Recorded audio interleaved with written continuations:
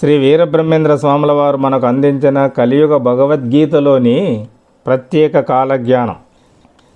కలహము చేత ఘోరతర కారణ వృత్తుల చేత మిక్కిలిన్ చలన మన ప్రవీణ మనసావృత వృత్తుల చేత నవాంతరంబుల విపరీత రోగముల భూతగణంబుల పుణ్యలేమిచే అలమట నొందు కాలగతి అద్భుతమేమని చెప్పవచ్చునో అన్నారు. ఈ జ్ఞానవాక్యంతో శ్రీమద్ విరాట్ విశ్వగురు వీరబ్రహ్మేంద్ర స్వాముల వారు మనకు అందించిన సత్య సందేశం ఏమంటే, ప్రపంచవ్యాప్తంగా కలిమాయా ప్రభావం వల్ల మానవుల్లో కారణం లేకపోయినా లేదా చిన్న చిన్న కారణాలకే పోట్లాటలు జరుగుతాయి. వ్యక్తుల్లో కానీ, భార్యాభర్తల్లో కానీ, కుటుంబంలో కానీ, గ్రామాల్లో కానీ, జిల్లాల్లో కానీ, రాష్ట్రాల్లో కానీ, దేశాల్లో కానీ చిన్న చిన్న వాటికే అపార్థాలు చేసుకుంటారు. ఆ అపార్థాలే పెద్ద పెద్ద కొట్లాటలకు దారితీస్తాయి, యుద్ధాలకు దారితీస్తాయి. ఇక వృత్తుల్లో కానీ, ఉద్యోగాల్లో కానీ, వ్యాపారాల్లో కానీ, రాజకీయాల్లో కానీ విపరీతమైన పోటీతత్వాలు ఏర్పడతాయి. అవి చిలికి చిలికి గాలివానగా తుఫాన్లుగా మారతాయి. అవే మారణ హోమాలకు దారితీస్తాయి.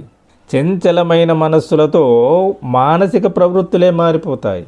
కొందరు మానసిక ప్రవృత్తులే వృత్తులుగా అలవర్చుకొని అనేక అవాంతరాలను సృష్టిస్తారు. ఆ అవాంతరాల ప్రభావం వల్ల అనేక జననష్టం జరుగుతుంది.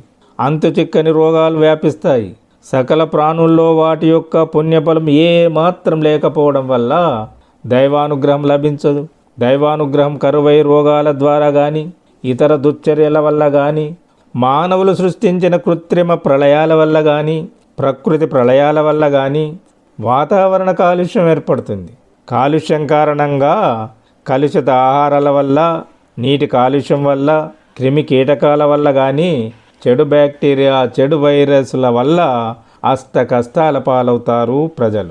అలాంటి పరిస్థితులు ఏర్పడతాయి. ఇలాంటి చెప్పనలవి గాని అద్భుతాలు ఏర్పడతాయని చెప్తూ, కలహము చేత ఘోరతర కారణ వృత్తుల చేత మిక్కిలిన్ చలన మన ప్రవీణ మనసావృత వృత్తుల చేత నవాంతరంబుల విపరీత రోగముల భూతగణంబుల పుణ్యలేమిచే అలమట నొందు కాలగతి అద్భుతమేమని చెప్పవచ్చునో అన్నారు.